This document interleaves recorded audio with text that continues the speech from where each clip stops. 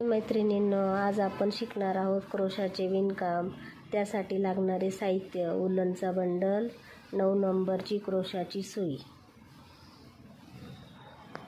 प्रथम या 1 नंबरच्या बोटाला दोरा गुंडाळून घ्यायचा. दोरा गुंडाळल्यानंतर या 2 बोटांमध्ये एक टोक पकडून ठेवून सुई पेन पकडतो त्याप्रमाणे पकडून सुईवरती दोऱ्याची आडी टाकायची. आडी टाकल्यानंतर ह्या 2 बोटांमध्ये एक टोक आणि पकडून ठेवायचे. ते पकडल्यानंतर सुईवरतून असा दोरा टाकून मागे खेचायचा.